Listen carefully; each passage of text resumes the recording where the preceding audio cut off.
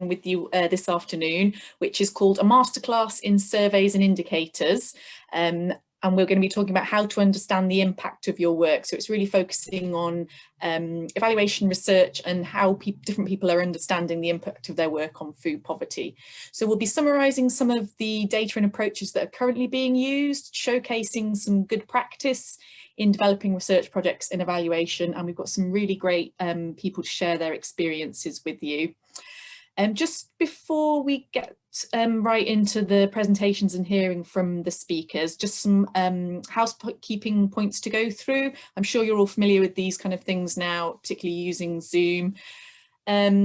Just to highlight that we would love you to use the chat facility for saying hello, letting us know who's there, any kind of general comments on what you're hearing or discussion points or suggestions of good things that you think other people might like to be aware of. So do use the chat function for just general kind of contributions. If you have a question that you would like to put to one of the panelists, which we'll be doing at the end of the session, the last part of the session, please use the Q&A function for that. It's much easier if you put those questions right in the Q&A. If it's for someone in particular, it would be great if you could highlight who it's to. Otherwise, we'll put them to everybody when we get to the Q&A session. The other thing that we've got for you to interact with is a Miro board, which you might have seen. It's like a kind of online whiteboard thing. And for this one, we're asking you to share experiences of evaluation and research. So you'll see there's some headings on the board, which Cecily's kindly shared the link to in the chat for everybody. So as you're listening, do feel free to share some of your own experiences in there, and that will be taken away by the Food Power team and written up into something to share, so everybody gets to kind of benefit from hearing about other people's experiences that we've gathered this afternoon as well. So hopefully that gives you the kind of how we're going to go through things and gets us ready to get going. And I can introduce our first speaker, who is Nicola Corrigan from Public Health England, and she's going to talk to us about what data is currently being collected and some of their future plans. So I'm happy to hand over to Nicola. Thank you very much, Hannah. I'm just going to get my presentation up and close that one down, slideshow. From beginning. So thank you very much to Hannah, Cecily and Ren and the team from Sustain for inviting me to talk this afternoon. I'm going to talk about the work that we've been doing in Yorkshire and Humber to support our local public health system and developing understanding of food insecurity, which primarily came about as a result of COVID and the government response to COVID last year. So just explain a little bit about the work that Public Health England do, and in particular the role that I in the health and wellbeing team in Yorkshire and Humber deliver. So we work around the improving health and wellbeing and reducing inequalities. We support the NHS around developing their public health approaches, and we support and develop the local public health system. And for those of you not or fair with that term, this is directors of public health and all the other organisations and local authority departments that work to support developing preventative approaches to illnesses and promoting health and wellbeing. So in Yorkshire and Humber, the public health system that I work on, it covers 15 local authorities. And in March last year, when the government announced the first lockdown, we saw a lot of our local authority leads who worked with me on healthy weight, and with my colleagues on older peoples and smoking and maybe drugs and alcohol. All of those staff that were in public health be diverted into either a public health COVID response, or in terms of what was relevant to the work that I was doing, they were diverted to working on the emergency food response. And it quickly became clear that there was an area of the public's health, and in that I mean food insecurity, that wasn't particularly covered by public health professionals. This was something that had been picked up and used sometimes by financial inclusion units or by the voluntary sector or faith sector. And so we quickly sort of realised that food insecurity is has real public health impacts. And one of the things I wanted to share first is this slide that sort of demonstrates the public health impacts of food insecurity through the life course. So you've got, for children and young people, there's that increased risk of behavioural, academic and emotional problems. For working age adults, you've got that increased risk for a range of chronic diseases, including diabetes and hypertension. For older adults, you've got limitations to activities involved in daily living. It can also impact on depression and anxiety. And for that whole population approach, you've got the increased risk of social and mental health, increased healthcare costs in infancy and adulthood. So we can see that it really is a strong marker of good public health. This was a study that was done in 2020 with Yao et al. That looked at the socio-demographic characteristics of diet and health among food insecure adults in the UK. And they found that food insecurity was higher in full-time students, single parent households versus households without children, low versus high levels of education. It was higher with men compared to women. And ethnicity mixed as opposed to white other or versus white British. And we know that food insecure adults were demonstrated to have lower odds of consuming fruit or vegetables, that's fresh fruit and vegetables, higher odds of reporting unhealthy diets, generally increased poor health, experience of poor mental health, increased stress, and increased risk of overweight. So all of those brought together, we started to look at how we could support our local public health system around their food insecure environments. So these are some of the ways in which we can intervene at different levels of risk. So for food insecurity, you have the psychological risk that leads to high blood pressure, anxiety and depression, a behavioural risk, you've got poor diet, lack of physical activity, and those psychosocial risks around isolation, lack of support. And all of these link into good health and well-being and can be impacted on by food insecurity. So one of the things that we're trying to do with a public health approach, and when we talk about public health approaches, we look at primary, secondary and tertiary interventions. So we see this as a three-stranded approach. So one of the things that we saw that was happening was the response to COVID lockdown was that food bank uses and emergency food usage increased. But actually we know that when you get to food bank and emergency food use, that's sort of like the end of food insecurity.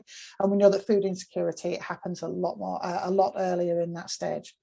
So we look at it through primary prevention of education, employment, secondary prevention. We're in the development of food insecurity. We're looking at safety nets and how free school meals and community food hubs can support that. And then the tertiary prevention, which is how emergency food bank and emergency food provision use is developed.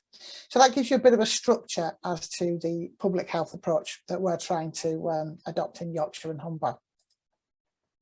So what did we do in particular? So in response to our local authority sort of contacts asking us about work to do with food insecurity, we set up our Healthier and Resilient Food Systems work stream.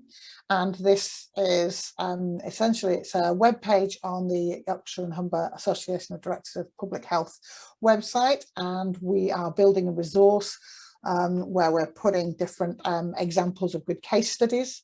We're working with some local authorities that are developing sustainable food strategies to make the case to elected members and to other senior leaders around developing these strong food systems.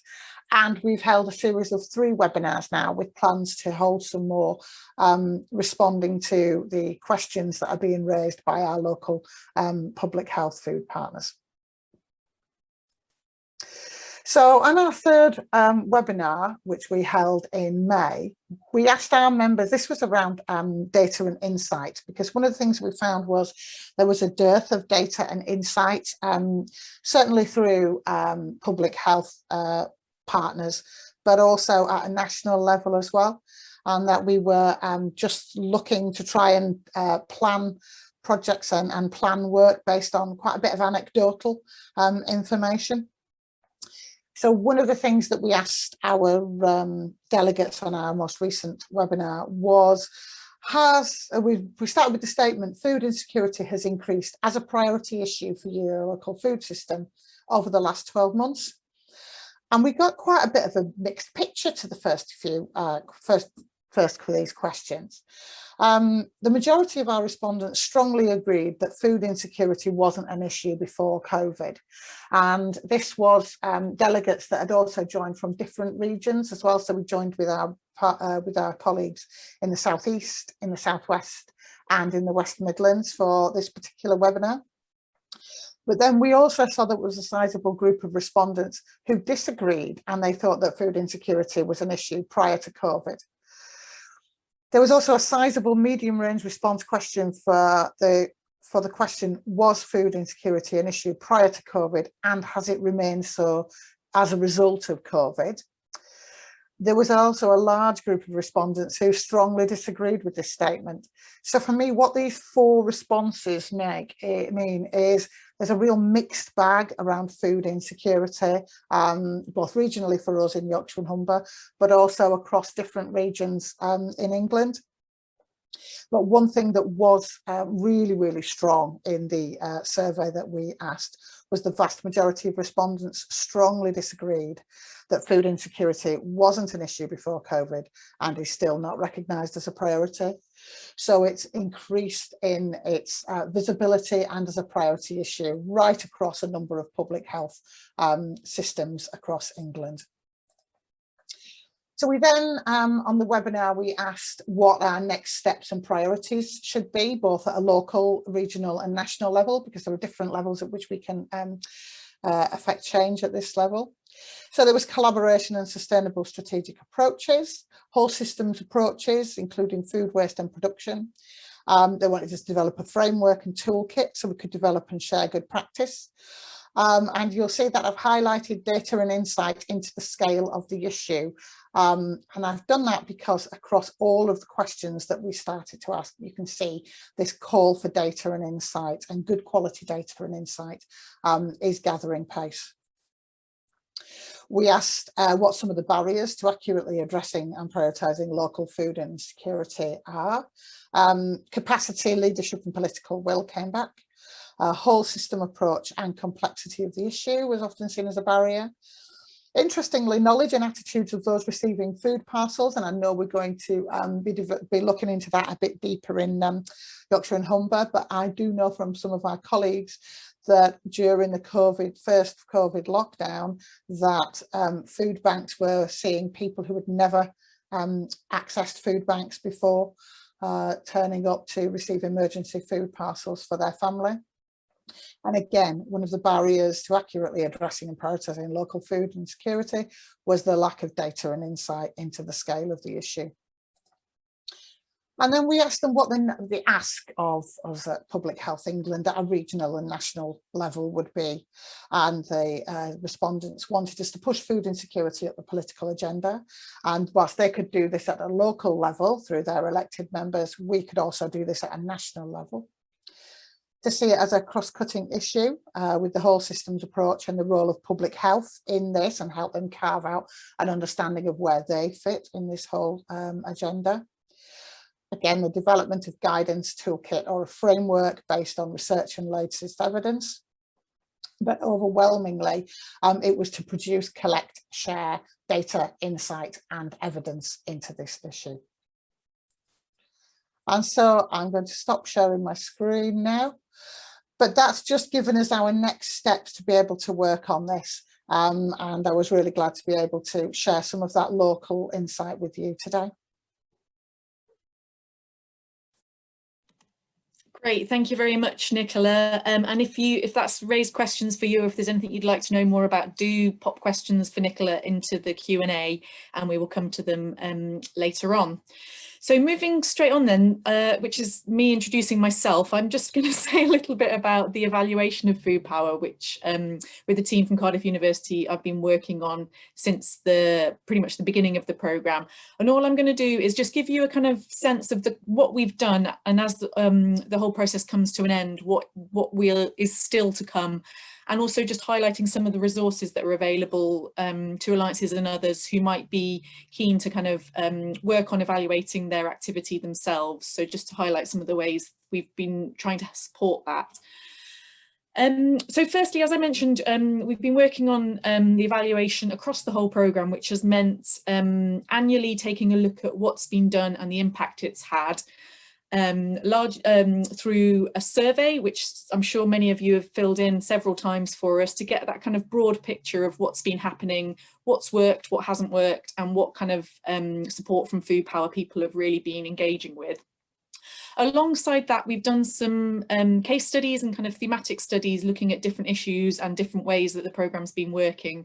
So for example, we're just writing up some work looking at the peer mentoring scheme and how that's been used and what benefits it's had, and how it's made a difference to local alliances. So a bit more kind of involved conversation with people involved in Food Power and different activities to find out from them what they liked, what they haven't liked, what difference it's made. And each of those is again being written up and shared in reports.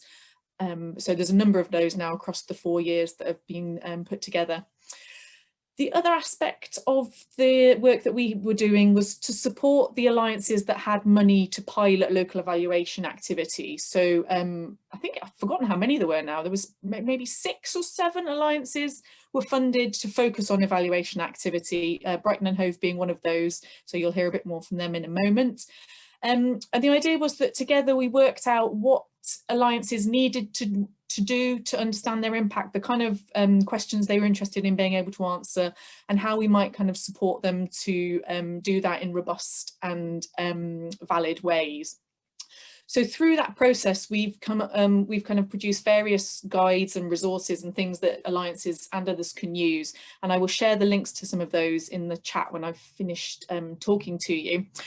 So there was, for example, a quick guide to monitoring and evaluation that really went through the basics, saying, you know, these are the kind of key things you need to know and think about if you're starting an evaluation of some activity.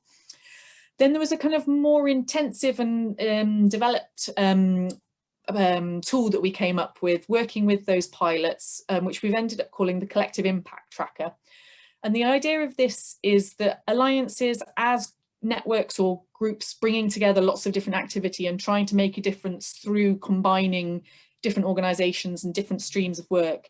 It's quite a complex picture to try and understand and see how it's making a difference. But we kind of know through the research into this that by trying to work together, there is likely to be a greater impact, and it has additional benefits. So this was trying to work out how you could try and follow that and make sense of it and see some of the differences you were making. So we've produced this kind of spreadsheet process that you go through, different indicators, different questions to reflect on.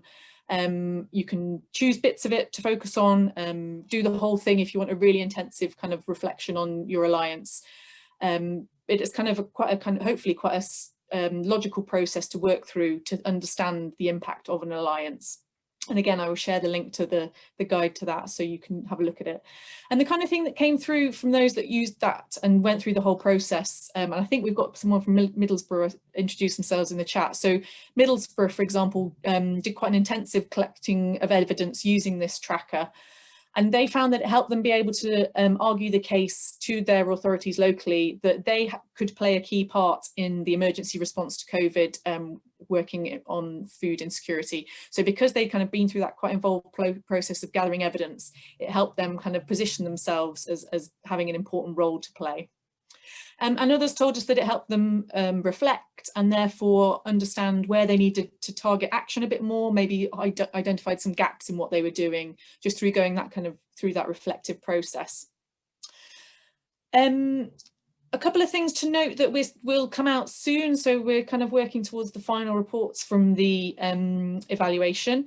We've done a bit of work looking at where food power fits in the overall landscape of action on food poverty in the UK. So to get a sense of who else is out there doing things, how do they all fit together, what's food power's unique role been, if there has been one, to get a sense of that kind of bigger picture beyond food power. So that we've got a report on that coming out soon.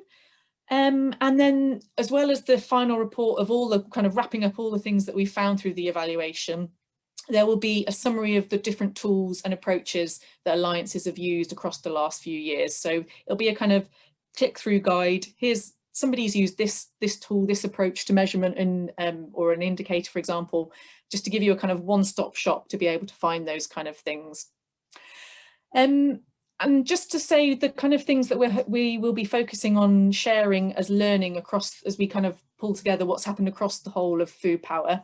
The key things we'll be reflecting on for the final report is, what is it that food power has been best able to do to sustain activity on food poverty? So what is it that they've done that's made the most difference or been most valuable to other organisations? So that's the first question. The second one is, how has food power best supported local action on food poverty? So what seems to have made a difference to local experiences of food poverty? And then the kind of companion to that is, what's made a difference nationally? So if we look across the whole programme and the whole kind of patchwork of all the alliances around the UK, what's made a difference nationally?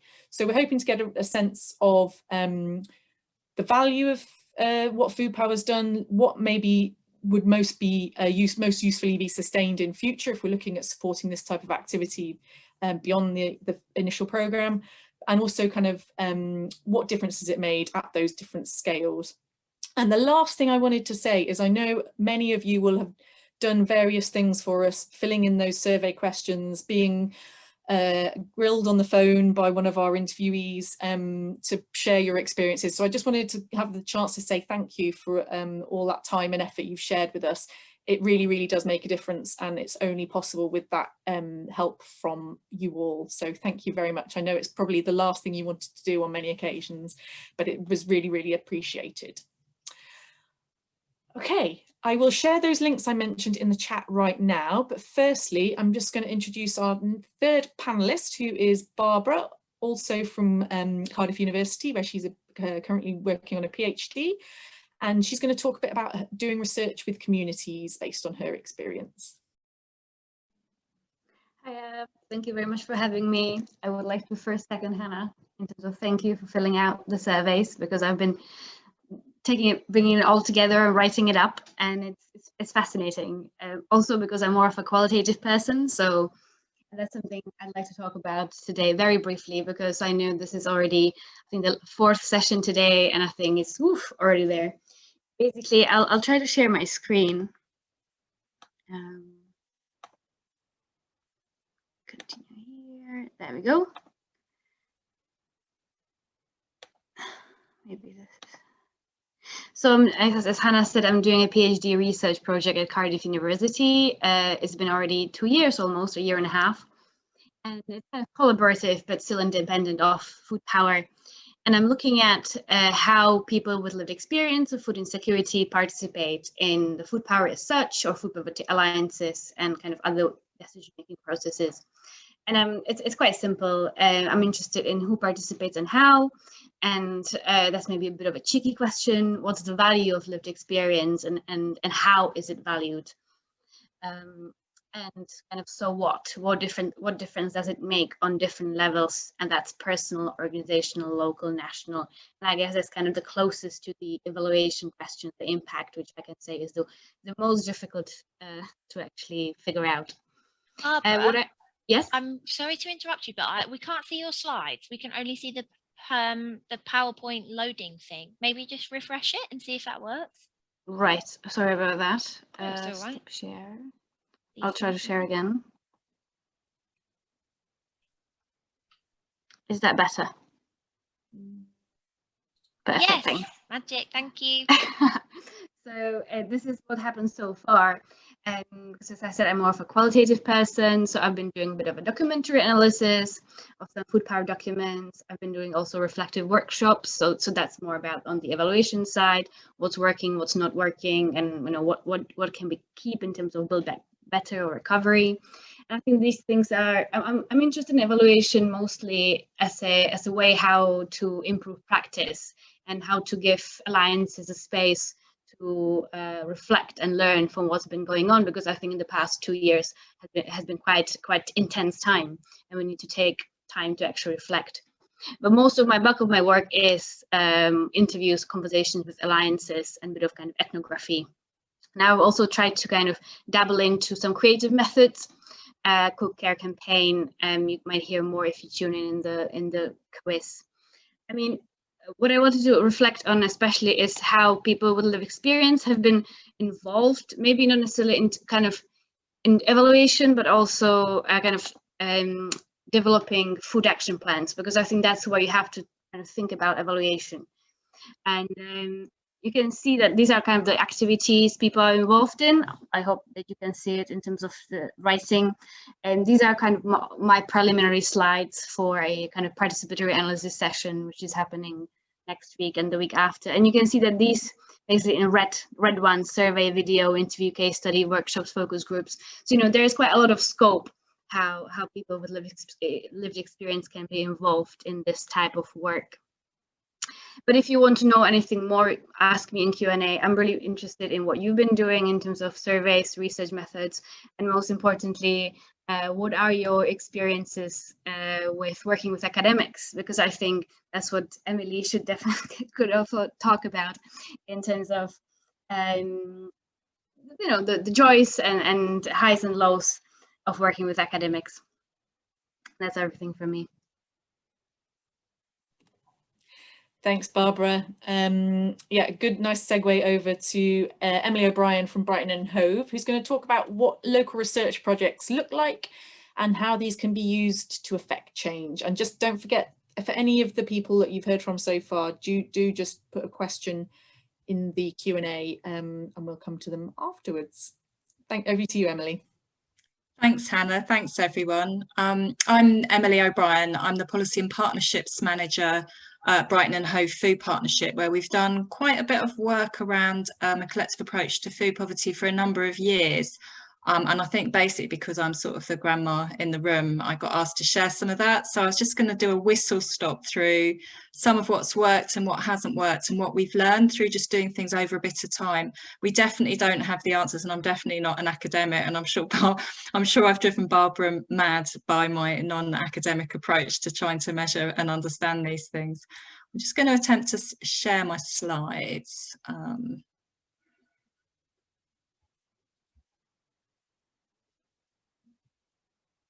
I'm hoping you can see that. Hannah, I can see you. Can you give me a nod if you can see that? Brilliant. Okay. So I suppose when we set out, we've been looking into food poverty and food insecurity, so that kind of longer term, the underlying household food insecurity, which Nicola set out really well. So not just the people using food banks, the people in crisis who we pictured at the top of the iceberg, but the people with much longer term stuff. Right from the beginning of when we started to look at food poverty a number of years ago. Emily, hello? Sorry to interrupt you, but can I please ask that you make this full screen, because there's some text on there that I don't think will be visible as is. Oh, so, yeah, is it not full screen? I think not full screen. So let me see if I can make it bigger. Thank you. Is that any better? Just to say, I'm not expecting people to read the text on this. It was just to give the background to how we were doing stuff. So you've got an iceberg and there's a bit of crisis stuff at the top, which is the food bank. And then there's the much larger group of people experiencing sort of long-term household food insecurity at the bottom. So if you couldn't read the text, I wasn't expecting that. You haven't missed anything. But apologies for that. Shout if it needs to get bigger again. And then actually, let me just start. Is that better? Okay. So basically we were looking at these two different types of food poverty, or the crisis stuff, and then the longer term household food insecurity. And Cecily, can I just check you can read that now? Is that okay? Give me a thumbs up if you can. Thank you. Excellent. Okay. So we've used I suppose when I was reflecting on this, those are the two types of measuring that we've done, really, and the two types of trying to understand the situation with food poverty in our city. So on the kind of crisis front, so the food bank use, we've done an annual survey of food banks since 2013 now. We've done that as a snapshot survey, so at roughly the same time of year each year. We do it as quite a complete exercise, so we aim to speak to every single food bank in the city, so it's quite a realistic picture. Sometimes there's one or two we can't reach and we have to use the previous years, but it generally gives us a pretty clear picture. And we carry that out through a partnership with the university who run a paid internship scheme, so it's a really nice project for someone to do as a paid internship. And then the other thing that we've done is had a sort of a question included in a city council's survey, so it's called a city tracker survey, and it's really one of those kind of quality surveys, as in it asks people what they think about the bin service and what, you know, about council services. And that's been going since 2013, and we only allowed one question in it, and it has to cover food and fuel poverty, but it's been quite powerful to have a measure that looks at those sort of underlying household food insecurity issues. And I suppose for me, telling these stories, the data to me is no good on its own. I'm only interested really if it tells a story. So I've popped these particular stats out of our bid. We put in a bid to become a Gold Sustainable Food Place last year. And I think for me, some of the stats we've had through those two surveys have been really important in telling a story. These are obviously pre-COVID, the food bank use one at the top. I'll come on to that after. And we have really high levels of food bank use, and we're able to show them increasing. But also I think the stats around that longer term household food insecurity is really powerful as well. The fact that if this is pre-COVID, 1 in 5 people said they do not have enough money to meet their basic living costs, and much more if young, disabled or BAME. And I think those stories that we tell have got better with time. So I think it's really helped that we've repeated this over time, which I know is not a luxury that everyone has. Most of us would like a bit more security about where we're going. This particular slide shows how the trends have changed over time. For the one that I've just mentioned, the city tracker question about whether you'll have enough money in the next 12 months for basic living costs. And that's we don't know what the situation is now. It's not run the last 2 years, but it's going to run this year, and I'll be really interested to see what story that is telling post-COVID. Because we do have quite a bit of reliance on this survey, the fact it's in a weighted survey. We do, however, have stats for our annual food bank survey. And again, I think there was a real story here about what happened in COVID, just told through the numbers. The level of food bank use clearly went through the roof in July last year. And you can see that really vividly reflected, and that's absolutely been the story that we've been telling as a city, both in terms of our fundraising for people in need and in terms of being able to secure funding ourselves, and for our work to be seen as important in taking things forward. We also did an additional survey last year that I was going to mention in COVID, because obviously, as Nicola mentioned, it's really important to understand the experiences of people, and obviously a measurement about how many food parcels are being used in the city and from the food bank perspective doesn't give that in the same way. So we did do a survey for people experiencing food insecurity. Quite a lot of that was food bank users. We gave out paper surveys in food bags through the different food banks, and also food banks kindly texted people with the survey link. We used Typeform rather than SurveyMonkey, which was really good because it could go out by text, and we had quite a high response rate on that. And I suppose it's important to say it's not a weighted survey, so it was self-selecting group of people, but it did provide some incredibly useful information, both to inform the new affordable food pilots we've been doing and to tell people's stories. And I think there was one particular thing that came out so strongly and has really influenced commissioning, I think, since our work and the City Council's work, which is just the sheer level of people who had health and mental health issues, which we'd already identified as an issue through the City Tracker. But we found that 78% of people who filled in that survey, so that was a mix of people using food banks and people who had experienced food insecurity but hadn't used a food bank. So both of those, 78% of people had a health problem, and of those, 2/3 of those people identified a mental health problem, which is a really staggering statistic and really has kind of changed, I think, you know, how we viewed this issue. I'm just going to mention as well, as Nicola says, you know, public health have a real interest in this. We already had a joint strategic needs assessment, which is the big document in a city or an area that pulls together health information on a particular topic and helps to influence then the commissioning and health priority spending. We already had a food poverty one in our city, but we refreshed it in 2019, and that was really useful because it brought together all the data we had over several years. But it also brought together other sources of data that, you know, that Nicola mentioned a bit of. And it was done in partnership with ourselves, the City Council, and we also had a fantastic MA student who basically did most of the work, which was amazing. And then I was just going to mention as well, we did use the food power evaluation tool, which Hannah discussed. I think when we've done our work, we've been really focused about tracking actions, what people have done. And we've also been really focused on trying to measure and understand food poverty. But what we didn't really have was this a sense of what our collective approach was doing. So the bit of that tool, it's quite a versatile tool. The bit we used was about assessing our partnership strength. So we included a question, and we found that, you know, overall people quite strongly felt that they were part of a broader citywide approach to this problem. And again, that was quite helpful for us, I think, in terms of understanding our impact.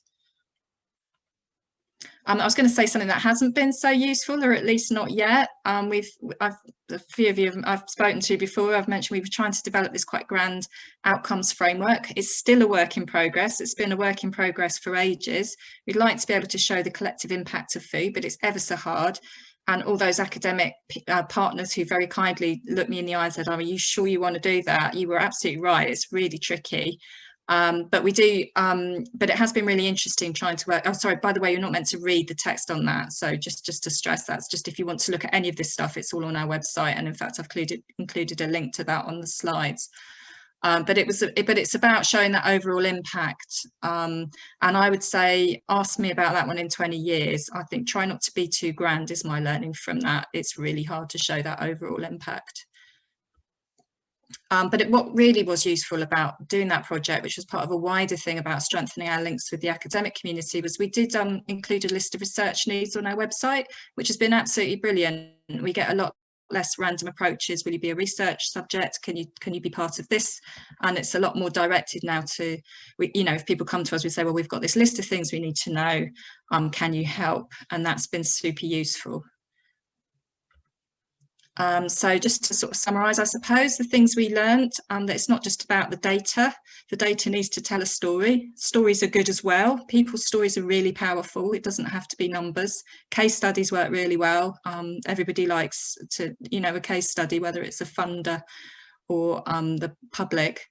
Recycling's really good, not just food use and food waste, but actually doing the type of research you can use in lots of different ways, in blogs, in applying for funding. We've had great help from the universities, particularly on the paid internship schemes, but also fantastic links with researchers and through Food Power. And the other thing I suppose I reflected on is actually it's really helpful to try and do it over time if you have that, if you're able to do that. So to repeat something, not to think you have to do something different the next year, because then you can't tell the story over time. And we have a publications page. It's a bit hard to navigate. It's got all our different food bank and emergency food use surveys over the years. And we've also, I've put in a link in the slide to a case study that we've done recently that's part of our Gold Sustainable Food Cities bid. And it's also recycled, as I said, recycling's good, as a standalone case study in the link there. And that's specifically looking at our COVID response that I haven't really talked about today. Thank you. I'm just going to attempt to stop sharing now. Thanks. Thanks very much, Emily. Always loads to hear about from you, and I definitely recommend all the reports and stuff that you make available on your website. Is really rich and useful examples for others to look at. So I'm going to go around in the order in which people spoke, just with some initial questions that have come through from the chat and some things that have been highlighted. Firstly, to you, Nicola, just wanted to ask you if you could say a little bit about this mapping tool that you've highlighted and shared details of. Yeah, so this is something that we came across when trying to find examples of tools where people could try and gather some insight and data on food insecurity in their region. It's been developed by Diana Smith at Southampton University, and she uses GIS data to look at where food banks are mapped against deprivation. So one of the things we're looking at in food, emergency food use, are the food banks in the right areas where we're experiencing those greatest inequalities? We know that food bank usage, whilst really useful, is not a total measure of food insecurity, because we know there are populations that don't use food banks because of stigma, and very often they're run by charities or faith group organisations, so they're where they have a venue. So it's something that we're looking at with a view to possibly developing a bit further on a PHE national scale, but negotiations are at a really, really early stage. Yeah, but it's certainly something that Diana presented at our third webinar, and it was really well received. Thanks for that. And just one other thing I want for now to ask you, Nicola. Obviously you were focusing on your region. I just wondered if you could give people a sense of how much is common across different regions where you're talking about Public Health England. So for example, the kind of things that you've been talking about doing in your region, can people expect their region to be doing similar? How kind of uniform are the approaches? Yeah, so we've got 7 regions across the country, and I worked in healthy weight and physical activity, and before March last year, it was very much focused on either whole systems approaches to reducing prevalence of obesity, weight management, commissioning, things like that. To an absolute, every single region during that COVID response has seen the interest in public health's role in food insecurity go up. So as I mentioned, we were working with colleagues in the southeast, the southwest, and the East and West Midlands on this last webinar, but I know that my colleagues in the northwest, in the northeast, also in London, there's a big interest in this, and also in the east of England. So right across the country, we've seen this interest in food insecurity rise upon the public health agenda. And I think one of the things, particularly for local engagement, and we've seen our local authority, I've seen my local authority public health partners identifies that this is a really good moment to be pushing against that door for sustainable food systems and strategies on the back of the food insecurity experience from COVID. It was so stark, it was so rapid, and it really highlighted our inequalities in accessibility to food. So it's a really good time to be working on this right now. Thank you. And somebody is asking in particular about contact for their area. So maybe Nicola, if you look at the point in the chat and see if you're able to help them. But thanks for that, really useful. Just moving on then to Barbara, and you were talking about involving people with lived experience and a kind of range of people, trying to engage them in trying to understand activity and its impact. So I just wondered if you could say a little bit about how you've tried to engage people and what kind of things you think work most effectively in trying to involve people in these types of activities. Thank you, Anna. So I think I'm going to reflect a bit on more what I've done, but also what I've learned from alliances that works. So that's not just my learning. I think it is based on building relationships over time, but also it's kind of the tension between involving people. I call it kind of indirect strategic influencing in terms of through surveys and interviews and workshops versus actually directly involving them. But I think in meetings and other ways. But I think it still holds truth, kind of the two principles, and that's kind of engaging with people on their own terms, in terms of kind of going to them and understanding what do they want to do, what are they actually interested in exploring, and also kind of thinking about how do we value people's time. And that's kind of the big message I'd like to take in from people with experience, is kind of thinking through, and that holds true from an online survey to workshop to a monthly meetings and everything, in terms of, is it through money, is it through kind of building skills, is it through listening, is it through acknowledging what they do, recognition. So kind of valuing and listening, that's something I think we need to think through more as a movement.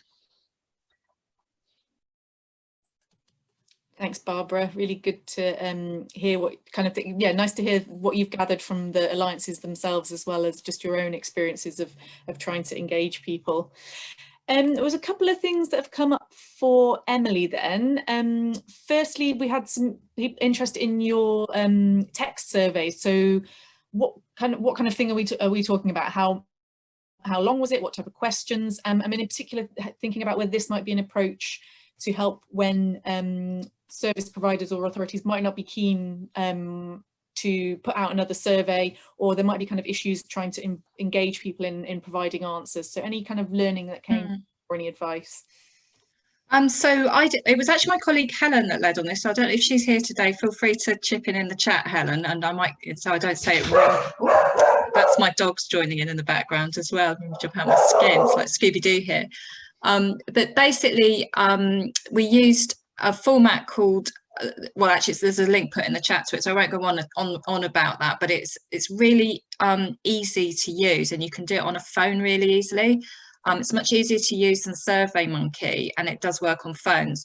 So the way that it worked was we found we got a really good response if a trusted organisation like a food bank or one of the community organisations sent the link out to their clients. So you can buy a big old sort of system for sending out a text link to people and get phone numbers, but actually we just asked them to do it, and that worked really well. There was a lot of toing and froing about the length of the survey. It was really hard to cut it down, because obviously you want to understand people's experience, but it's got to be short enough. I think it had to fit on 2 sides of A4 in one of the food bags when it went out, because we sent it out through all the food bags as well, and it needed to be short enough to do that, and also for someone to go through on a phone and not use all their data up. There is I could very quickly share, if that's okay, Hannah. We're not about to run out of time. I'll just quickly show you. Oh, I don't know if I've still got it up actually. Oh, give me 2 secs. I was going to show you just that there's a summary of it, which is on our website, just so you know what you're looking for. Oh, hang on, the technology's going wrong. Give me 2 secs.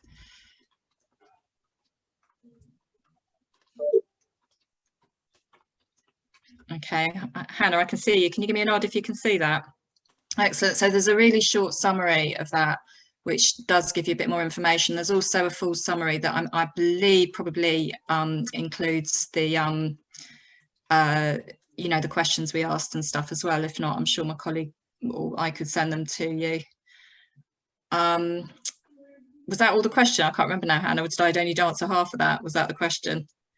I think, yeah, just do you feel like it was a good way to try and get people to give you the information, or is there anything you might do differently if you were doing it again?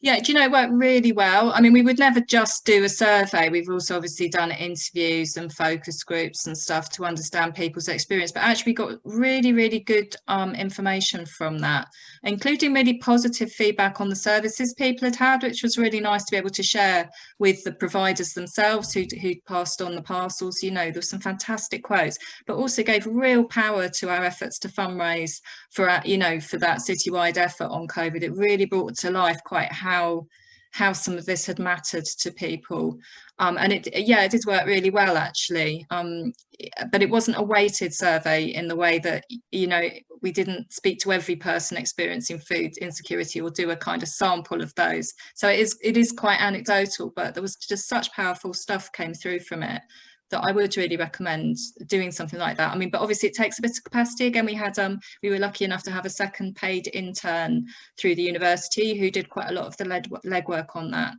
around arranging that, and wrote the report up for us. So again, it was really good to be doing that in partnership with someone from the university.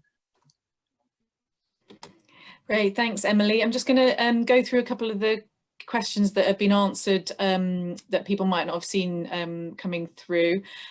So someone was asking whether there was a plan to present from Nicola's region to other regions, and she's answered that yes, the links have been shared with regional colleagues, and she's also just given us the link to the Healthier and Sustainable Food Systems webpage.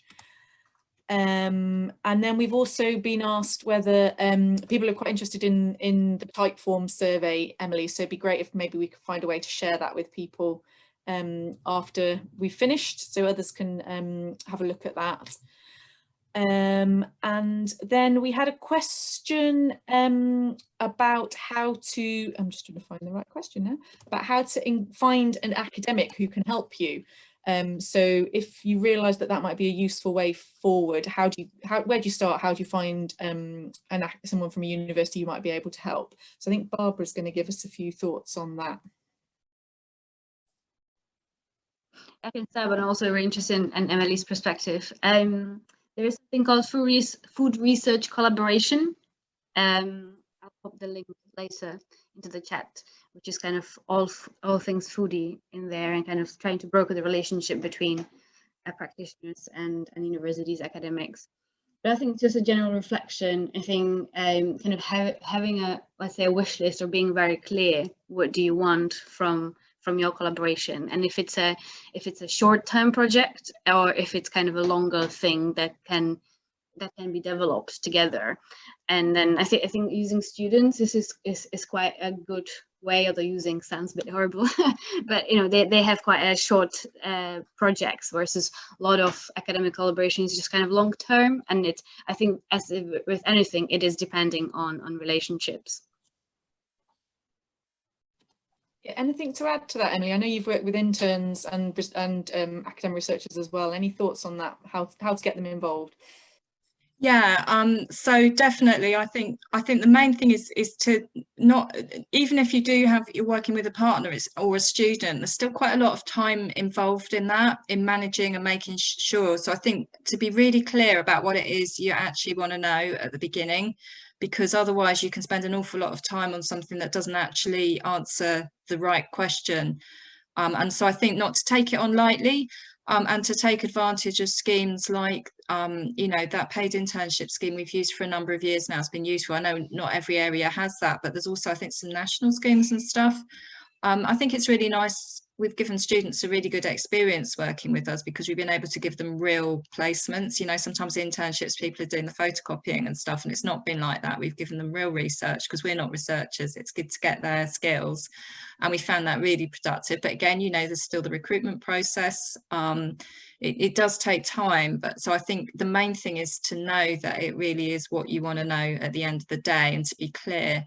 And I think that exercise of just writing a list of what we actually want to know to put on our website has been the single thing that's changed things for us, because we used to get approached all the time, but it wasn't necessarily what we wanted to know. And it was quite difficult to say no sometimes. You sort of felt, oh, this person's really interested in food poverty and they want to help us with our research, but it wasn't actually in the right way. So, you know, we were able to be really clear about what we actually need to know, and to say no to people who didn't do that. I know that's not the problem somebody's saying, but I think actually if you just advertise in universities, they've all got like email lists and things, haven't they? I've also, when I've needed to know something specific, I've just found out who the lead is in that bit of the university. So like we were doing something on planning, so I just found out who runs that planning course, looked on their website and just stalked them basically until they found me a student. Public health courses are really good places to find students as well, because lots of them are doing courses where this will be super relevant. Thanks. Great, thank you. Lots of useful tips there. We did have a question about focus groups. If anybody's got a quick comment they can make on focus groups, then stick your hand up. Otherwise, I'm going to say that we'll have to leave that one to share. Oh, Emily, go for it. Sorry, I didn't actually see the question, but we've used focus groups quite a bit. We've tended to pay for a facilitator to run them, so they're really well run. We've worked with our partner organisation, Food Matters, and we've used it to understand food poverty and food insecurity issues in groups, such as we did one with rough sleepers, older people who are really vulnerable and at risk of food we're experiencing food insecurity. And we found it really useful because rather than doing a series of case studies, we got people to think about their issues together and come up with what the solutions were together. It felt like quite a balanced way to explore a problem. You didn't get that kind of lone voice, it was people, you got to a kind of consensus view around stuff. Thanks. Great, thanks for that. And I can add something because the question was asking also about how does it fit with you doing a survey, and I guess it's useful for kind of really delving in more detail, maybe to some specifics. So if there's something that comes through a survey that you're not quite sure what it's telling you or what might be behind it, it's a good way to delve a little bit more into it. But yeah, I think the different thing and the nice thing in comparison to maybe just speaking one-to-one is you do get that people bouncing off each other and saying, oh yeah, definitely, that's right, I was thinking, and you get that kind of sense of where the consensus is, which can be really valuable as well. So hopefully, I think we've managed to get through most of the questions that came up. I'm afraid we are coming to the end of time. So I would just say, by way of closing, thank you so much to our panelists. It's always so fast fire doing these sessions, but I think we've done a good job of trying to cover as much as possible and share a number of insights and resources for people. Just a reminder that the Miro board is still there, and you can keep on adding your thoughts, your resources, your experiences there, and sharing those with other people. So I know it's not easy to do that while we're chatting, so please do take a little time to do that after we've closed the session. A reminder, there's also the food truck area, which is the networking space where if you've got things you want to carry on talking about or a chance to meet and say hello to other people, that's the space to go to. It's making me feel hungry thinking of food trucks and what I might get from an actual food truck. And then on a final reminder that the next session is tomorrow from midday, and it's focusing on making cash first the default option, and you should get an email to let you join that. So great, thanks for everybody for joining us. You will be getting the recordings and things that we've talked about sharing back with you when Cecily's had a chance to pull everything together and distribute all that next week. So thanks for joining us and enjoy the rest of the festival. Thanks, Hannah. Bye, everyone. See you. Bye. You, bye.